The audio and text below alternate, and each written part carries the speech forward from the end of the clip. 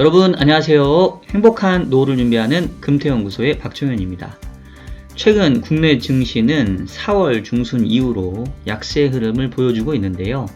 대외적으로는 물가를 둘러싼 통화 긴축의 불확실성이 남아있고, 국내적으로는 경기 침체에 대한 우려 속에 최근 2차 전지에 대한 밸류에이션 부담이 부각되고 있기 때문으로 여겨지는데요. 이 가운데 최근에는 안정적이었던 달러화가 다시 강세로 전환되는 모습을 보이고 있습니다.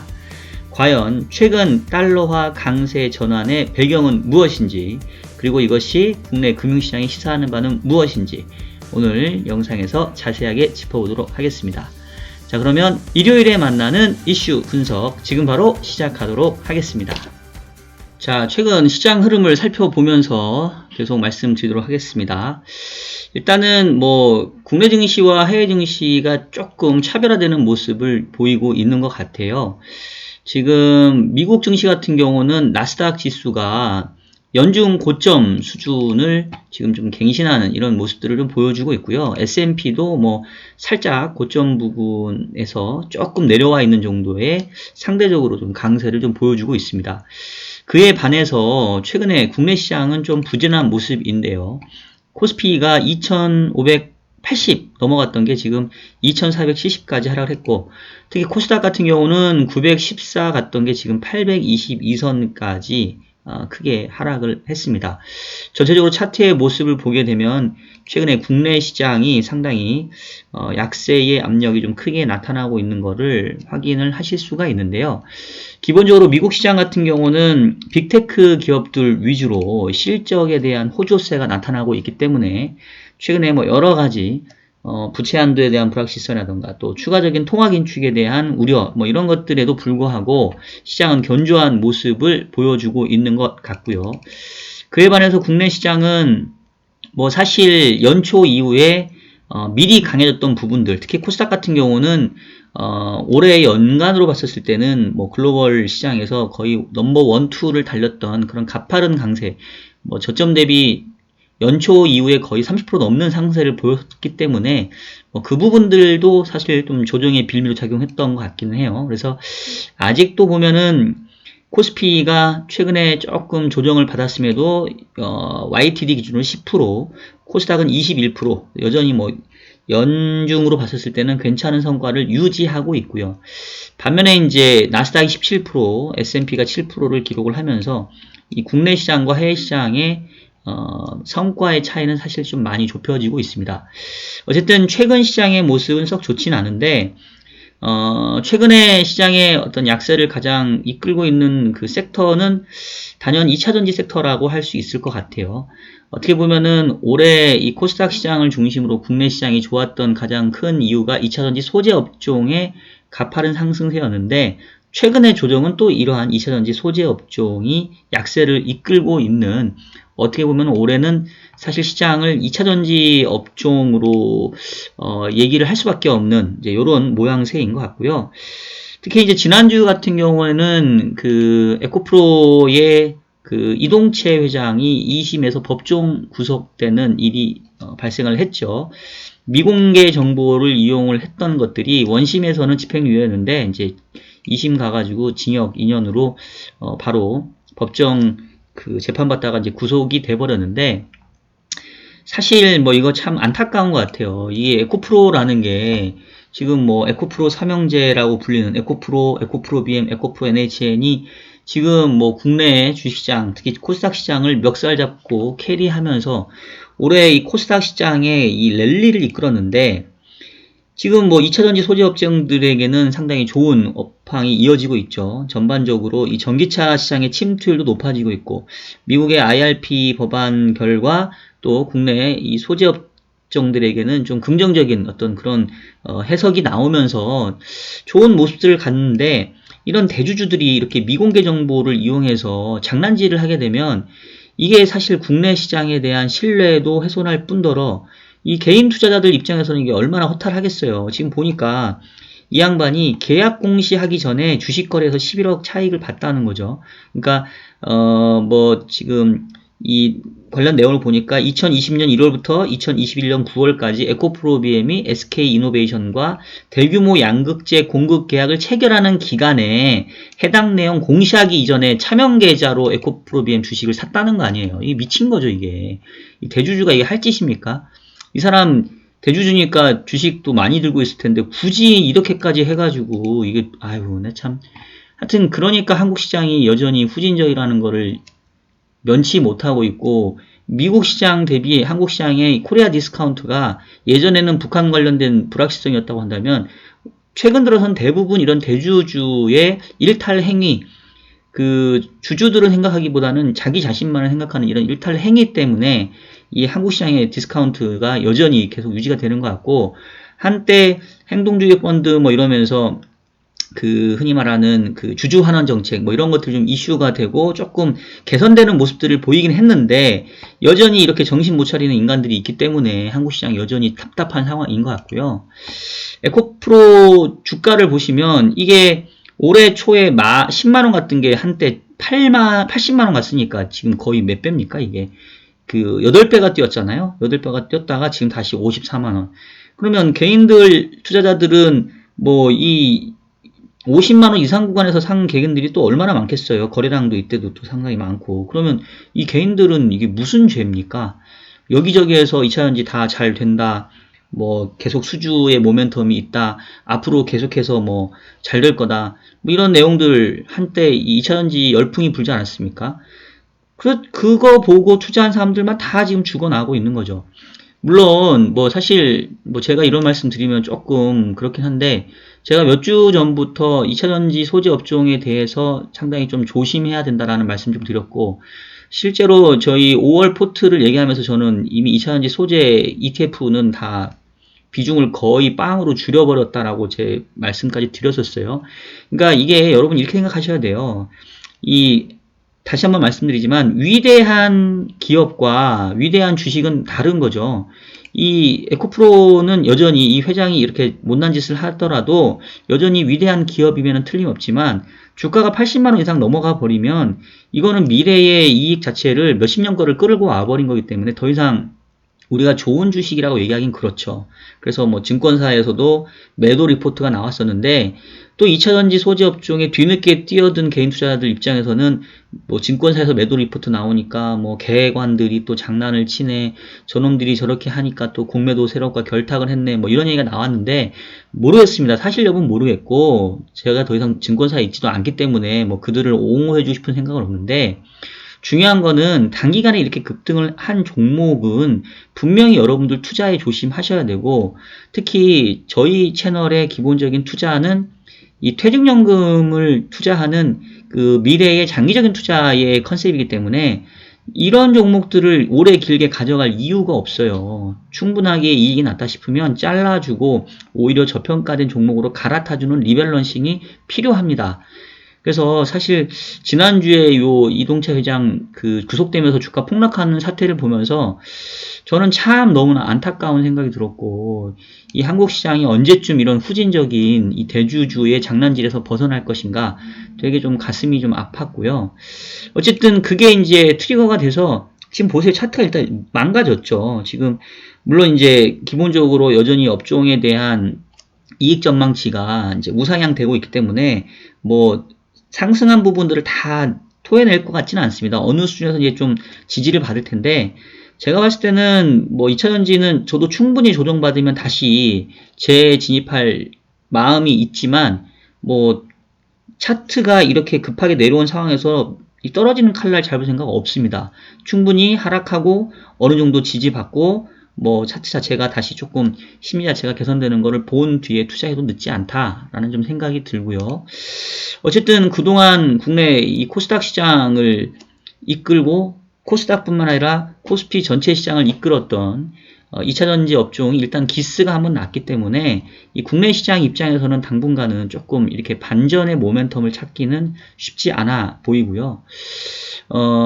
그러면 이제 2차전지를 대신해서 시장을 조금 긍정적으로 가져갈 수 있는 게 결국은 어느 정도의 이 사이즈가 돼야 되는데, 지금 이제 많이 얘기하는 게 반도체 쪽이거든요. 근데 반도체도 지금 삼성전자가 감산을 했지만 2분기까지도 지금 D램이나 낸드 가격이 추가적인 하락세를 지금 예상을 하고 있습니다. 아마 이 삼성전자의 감산 효과는 3분기 이후에 좀 나타날 거다라고 좀 얘기를 하고 있어서 조금 좀 시차가 있는 것 같고, 요것도 이제 글로벌리 수요가 어떻게 되는지에 따라 좀 바뀌니까 이제 그 부분 좀 지켜보면서 어쨌든 뭐 분명히 시장 자체가 최근에 조정을 받았기 때문에 일정 부분 현금 비중을 확보해 놨다고 한다면 다시 시장에 들어가야 될 타이밍도 이제 조금씩 봐야 되는 건 맞아요. 근데 제가 계속 얘기하지만 올해 시장의 전체적인 큰 그림은 상고, 하, 몰, 뭐 하, 중, 하, 저 이 정도. 어쨌든 상반기보다 하반기에 수익 내기가 상당히 어렵기 때문에 지금부터는 조금 보수적으로 좀 봐야 된다는 지금 입장이고요. 자, 이제 이 가운데 제가 이제 앞서서 제목으로 얘기했던 것처럼 최근에 좀 찜찜한 뭐 내용들 제가 계속 몇 주 동안 말씀을 드리고 있죠. 최근에 기대 인플레이션 올라온 부분들, 그 다음에 이 미국의 부채 한도에 대한 상향 이슈 때문에 상당히 좀 불확실성이 커질 수 있는 부분들, 제가 지난 한 3, 4주 정도는 계속해서 이 약간 보수적인 위험 관리의 필요성을 제가 좀 언급을 해 드리고 있는 것 같은데, 지난주에 제가 좀 봤던 가격 지표 중에 찜찜했던 게 바로 이겁니다. 이게 뭐냐면 달러 인덱스예요. 지금 달러 인덱스가 작년 9월 말에 115 정도까지 갔던 게 올해 뭐 한 초, 그리고 최근까지도 한 100까지, 그러니까 115가 100으로 떨어지니까 이게 거의 15% 이상, 20% 이상 급락을 해버린 거죠. 달러화의 약세가 상당히 좀 심화됐고요. 이 기간 동안 뭐 연준이 계속 금리를 올렸기 때문에 사실은 연준이 금리 올린 거하고 비교해보면 상당히 아이러니하죠. 연준이 그렇게 금리를 올렸음에도 불구하고 달러가 약세로 갔다는 이유는 뭐 여러 가지가 이유가 있지만, 일단 뭐 선반영했던 부분, 그 다음에 올해 들어서 뭐 물가의 상승률이 현격하게 떨어지는 부분, 그리고 미국 이외에 유럽이라든가 영국이라든가 다른 국가들이 후발적으로 이제 통화 긴축을 하다 보니까 오히려 그동안 이제 약했던 그들 통화가 강해지면서 달러가 약세로 갔던 이런 부분들이 이제 복합적으로 작용을 했는데, 최근에 달러화가 이제 102에서는 더 하락하지 않고 계속 좀 버티는 모습이었어요. 그래서 제가 한 2주 정도 전부턴가 이제 국내 시장보다는 오히려 미국 시장이 더 아웃퍼폼 할 것 같다. 이제 그 중에 하나로 이유로 들었던 게 달러화의 약세가 더 진행될 것 같지는 않습니다. 라는 말씀을 드린 바가 있어요. 근데 이제 이게 달러화가 다시 강해져 버리니까, 특히 지난주 금요일 날 이렇게 보시면 움푹 올라왔거든요. 무려 달러가 상당히 큰 폭의 강세를 보였는데, 이제 요게 저는 조금 찜찜하다는 거죠. 그래서 앞서서 오프닝 멘트에서 얘기했던 것처럼 이 달러화의 강세 전환 배경이 뭐냐, 그리고 이게 어떠한 시사점이 있냐, 이제 요 부분을 오늘 좀 말씀을 드리고 싶은데요. 일단은 지난주 목요일하고 금요일 날 달러화가 강해졌는데, 지난주 목금 무슨 일이 있었냐. 사실은 지난주 수요일하고 목요일만 하더라도 분위기는 좋았어요. 왜 좋았냐면 미국의 소비자 물가 지수를 보면 4월달 소비자 물가 상승률이 4.9, 결국 4%까지 이제 진입을 했습니다. 제가 지난주에도 말씀드렸죠. 3월이 5.0이고 컨센서스가 5.0 똑같은데 저는 이보다 좀 떨어질 것 같다. 저는 4.8 정도 봤죠. 제가 계속해서 물가의 궤적에 대해서 그래도 올해는 제일 정확하게 여러분들께 미리 좀 말씀을 드리고 있는 것 같은데, 근데 제가 뭐 미래를 내다볼 수 있는 예측력이 있고 이래서가 아니에요. 그냥 최근에 물가의 흐름, 특히 헤드라인 CPI는 기저효과의 영향을 상당히 많이 받고 있습니다. 작년 6월 달이 9.1로 높았기 때문에 올해 6월까지는 뭐 웬만한 특별한 이벤트가 발생하지 않는 한 물가 상승률은 거의 2% 후반까지도 떨어질 수 있다. 그 궤적을 지금 계속 쫓아가고 있고요.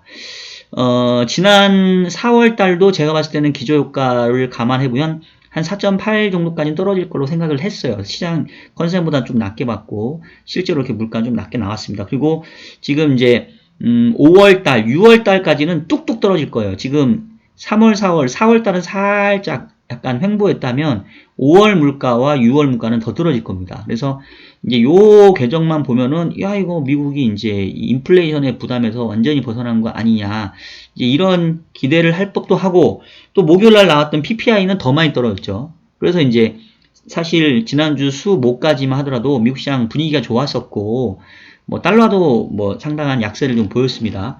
자, 그랬다가 지금 지난주 목요일 날은 큰 변화 없었고 금요일 날에 조금 이제 찝찝한 그런 결과가 나타났는데, 제가 봤을 때는 그 금요일 날 달러화가 강해진 가장 큰 이유는 바로 이 미시간대 그 소비자 신뢰에서 발표한 인플레이션 기대치가 높아졌기 때문이라고 생각이 돼요.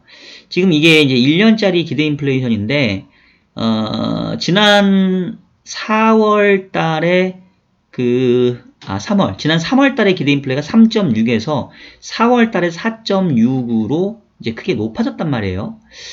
그래갖고 이제, 요거 좀 찜찜합니다. 그러면서 제가 기대 인플레이션이 다시 꼬리를 들면서 사실 그때부터 제가 뷰를 바꿨거든요. 그 전까지는 계속 상반기 고니까 시장 계속 좋게 보다가 기대 인플레이션이 다시 올라오면서 이거 좀 생각보다 찜찜하네요.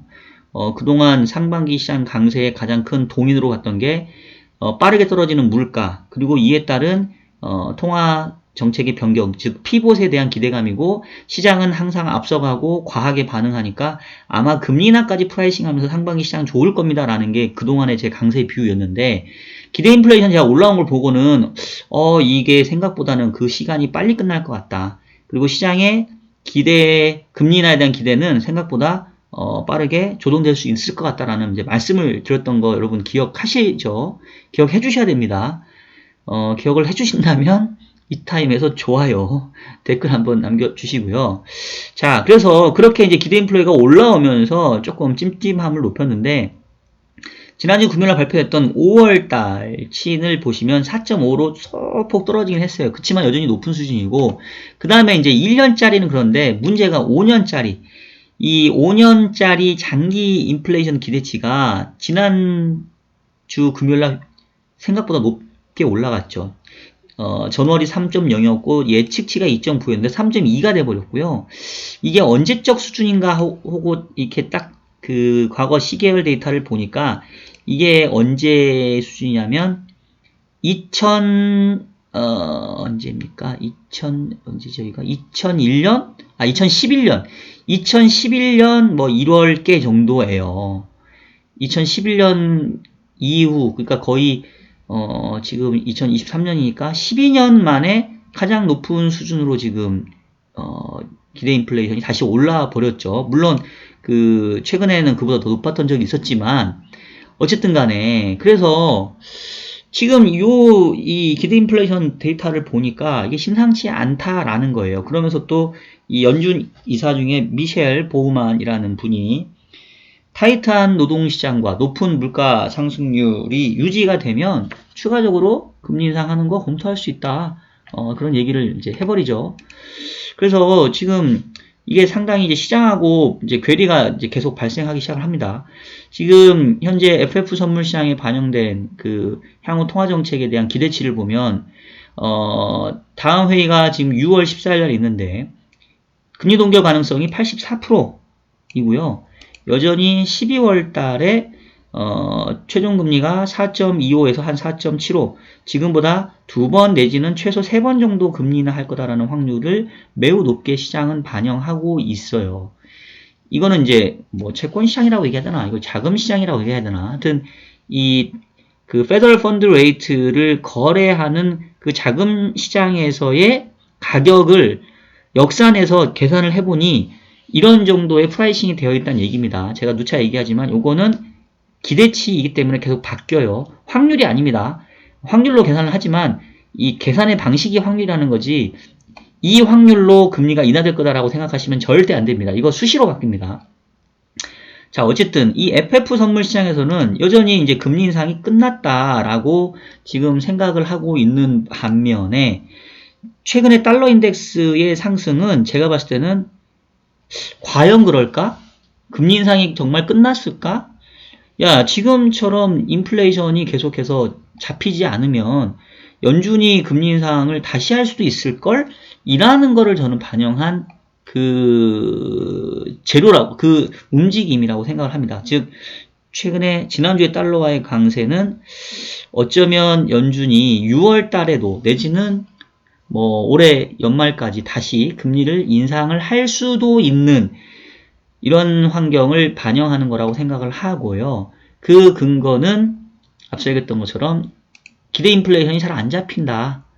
그 얘기는 뭐냐면 제가 계속 이 소비자 물가 상승률 올해 제가 제일 잘 전망하고 있잖아요. 그죠? 그거는 제가 뭐 잘난 척 하는 게 아니라 팩트로 말씀을 드리고 있잖아요. 그죠? 근데 제가 왜 이 얘기를 드리냐면 저는 올해 하반기 가면 물가 다시 좀 올라갈 수 있다고 보는 거예요.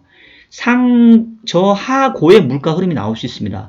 상반기 6월까지 물가 떨어지다가 하반기에 다시 올라갈 수 있어요. 그러면 이제 되게 골치 아파지고 우리가 지금 시장에서 보고 있는 하반기 금리 인하에 대한 기본 가정이 무너져 버리면 주식시장이든 채권시장이든 좋을 게 하나도 없어요, 지금. 근데 저는 그 위험성을 높게 본다고 제가 계속 말씀드리죠. 근데 일단은 6월까지는 물가가 빨리 떨어질 거기 때문에 그 다음에 이제 조금 나눠서 상반기와 하반기로 구분해서 보자고 해서 그 얘기를 미리 안 했을 뿐이지만 제가 여러 차트를 보면서 항상 얘기했던 게 6월 말까지는 빠르게 떨어지지만 하반기는 올라갈 위험이 있습니다. 그 위험을 연준도 보기 때문에 금리 인하에 대한 시장 기대를 계속 꺾을 수밖에 없는 거예요. 왜냐하면 연준 입장에서는 상반기 떨어지는 물가는 일시적이라고 보는 거죠. 다시.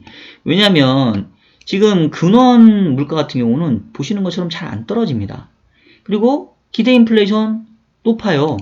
그리고 얼마 전에 발표했던 4월 그 실업률이 3.4로 역사상 최저치이잖아요.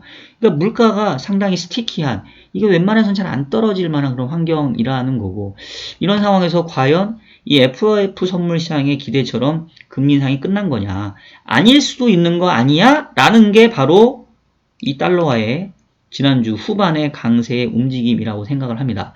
자, 그러면 달러화의 강세 전환 배경이 어쩌면 금리 인상 사이클이 끝나지 않았을 수도 있다라는 우려를 반영하는 것이다라고 하면 이게 이 국내 금융시장에는 어떤 영향을 미칠 것이냐? 안 좋겠죠. 좋을 게 없지 않겠어요? 일단은 기본적으로 제가 전에도 말씀드린 것처럼 해외 시장, 그러니까 미국 시장 대비 국내 시장이 아웃퍼폼하기 힘들다, 이제. 오히려 미국 시장 대비 국내 시장이 조금 더 안 좋아지는 모습일 거다. 지금 이미 이제 4월 중순부터 그런 모습이죠.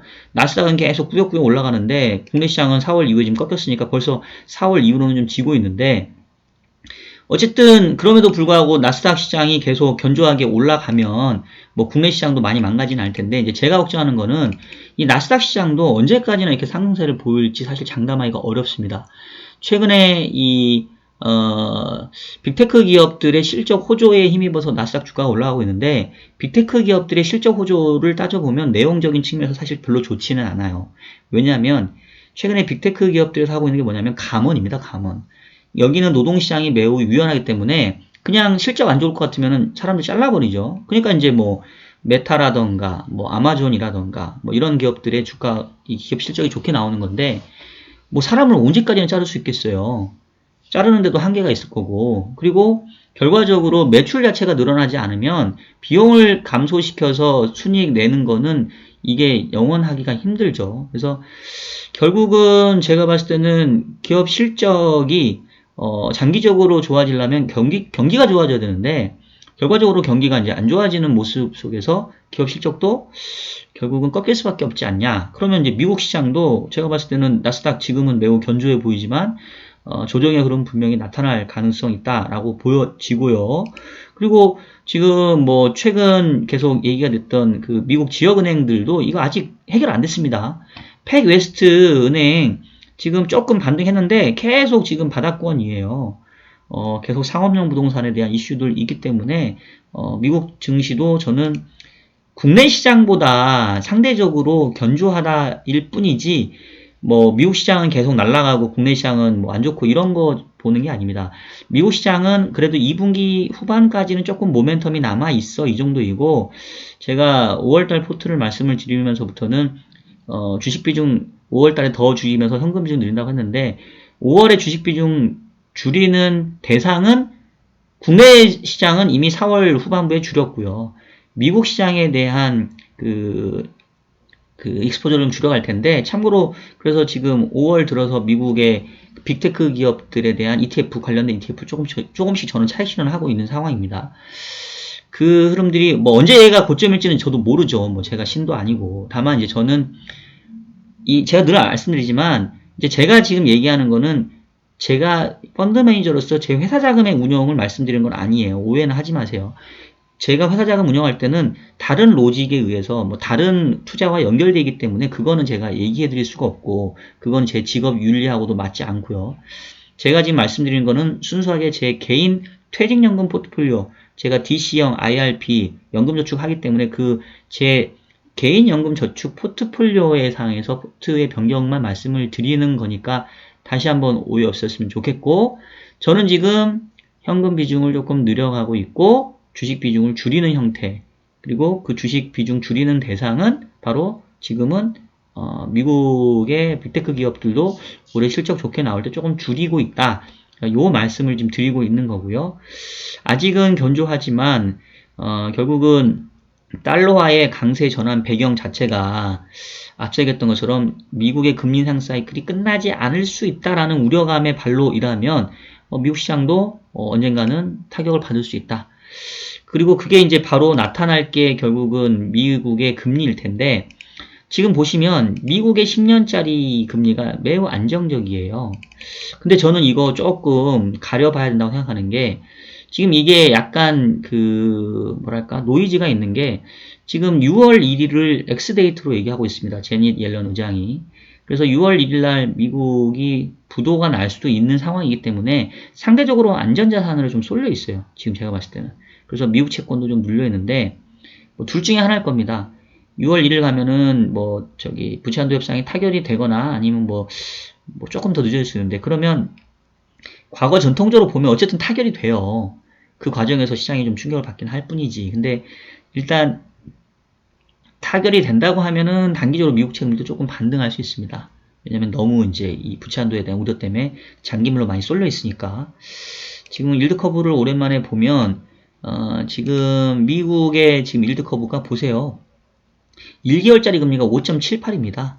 이 기준금리보다 훨씬 높죠. 왜냐면 얘는 지금 디폴트에 대한 우려 때문에 1개월짜리 미국채는 안 사두는 거예요, 사람들이. 왜냐면 재수 없으면 원금 못 돌려받고 이거 자동 롤오버 돼야 될 수 있으니까. 반면에 다 이 아래 구간은 숨었단 말이에요. 그 장기물로. 근데 만약에 부채 한도가 타결이 되면 이거 쭉 떨어질 거고 얘가 오히려 살짝 좀 올라갈 수 있습니다. 어쨌든 뭐 미국 금리가 살짝 올라가 준다고 하면은 이 나스닥 시장에서도 그렇게 썩 좋은 재료는 아닌 것 같고, 물론 그렇다고 해서 미국채 금리가 급등할 만한 환경도 아니에요. 왜냐하면 경기에 대한 우려가 좀 계속 커지는 환경이기 때문에. 그렇지만 연준이 기준금리를 연내 인하 안 하고 오히려 인상할 수도 있다라고 하면, 기준금리는 지금 5.25인데 지금 10년짜리는 3.4니까 이 갭차가 너무 크죠.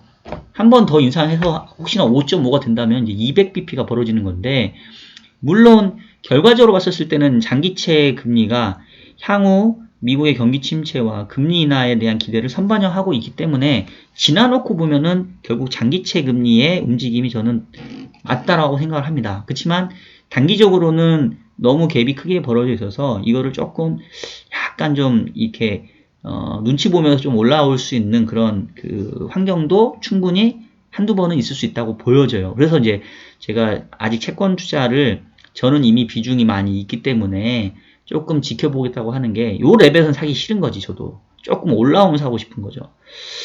하여튼 그래서 미국 주식도 제가 봤을 때는 썩 그렇게 뭐랄까 안심할 상황은 아닌 것 같다라는 거고, 채권 시장도 그럼 뭐 국내 시장은 뭐 더 좋을 게 없을 거고, 그 다음에 채권 시장도 뭐 조금 너무 과하게 금리 인하에 대한 기대를 선반영하고 있는 것 같아서 뭐 조금 조정해도 여지가 있는 것 같은. 그럼 결국은 이제 외환시장에서 저는 달러화의 추가 강세, 그리고 이 원달러 환율의 추가 상승이 좀 나타날 수 있다고 보여집니다. 물론 이제 전고점 수준까지는 안 가겠죠. 그렇지만 조금 추가적인 상승의 여력이 있다고 보기 때문에 역시 5월 달에는 셀인 메이가 맞지 않냐. 5월, 6월까지는 적어도 현금 비중을 좀 확보하면서 향후 하반기에 대한 그림을 조금 다시 한번 그려보는 그런 일종의 재정비의 시간을 갖는 게 저는 바람직하지 않냐라는 말씀을 다시 한번 드리도록 하겠습니다. 자, 다음 주 이벤트 내용 보면 뭐 특별한 게 없네요. 다음 주에 이 화요일 날 중국의 경제지표 발표가 지금 예정이 되어 있고요. 수요일 날 유럽의 CPI, 그 다음에 오히려 미국의 지금 고용지표 조금 봐야 될 것 같은데, 지금 미국의 실업수당 청구 실적을 보면 지난주에 살짝 좀 올랐어요. 그러니까 이게 실업률은 3.4로 역사적 최저 수준인데 실업수당 청구 실적은 최근에 여전히 낮은 수준이긴 하지만 지금 약간 레벨이 좀 올라옵니다. 그러니까 뭔가 미국도 지금 물밑에서는 조금 경기 둔화에 대한 부담을 조금 겪고는 있는 것 같아요. 실업률은 아직 낮다 하더라도. 그래서 지금은 시장이 상반기 시장은 아직까지도 빠른 물가 하락, 이에 따른 피봇에 대한 기대가 이 위험자산을 좀 끌어올렸다면 앞으로는 이제 이 부분들은 선반영된 가운데 경기 침체에 대한 정도, 이것이 과연 얼마만큼인 것인지, 그리고 과연 경기가 안 좋아지는데 연준이 빠르게 금리 인하로 대응해 줄 수 있냐, 그걸 못한다고 하면 오히려 침체가 심화될 수 있는 거 아니냐, 이제 이런 우려들이 시장에 반영되는 타이밍이기 때문에 그런 부분들 여러분 좀 주의를 하시면서 투자를 하시기를 권고를 드리면서 저는 오늘 이만 마치도록 하겠습니다. 자, 여러분 지금까지 일요일에 만나는 이슈 분석 보내드렸고요. 최근에 달러화의 강세 전환 배경을 저는 최근에 이 기대 인플레이션 다시 높아지는 것, 그리고 상당히 경직적인 이 근원 물가를 감안해 보면 어쩌면 연내 금리 인상이 끝나지 않았을 수 있다. 최소한 금리 인하는 어렵다라는 거에 대한 반응이지 않을까 싶고요. 만약에 이러한 배경이라고 한다면 최근에 달러화의 강세 전환이 국내 자산시장에는 결코 우호적이진 않다. 그런 말씀 다시 한번 정리하면서 말씀드리면서 저는 오늘 영상 마치도록 하겠습니다. 자, 그럼 여러분 다음 주 일요일에도 더욱 유익한 내용으로 여러분들 찾아뵙도록 하겠습니다. 여러분 다음 주에 뵐게요.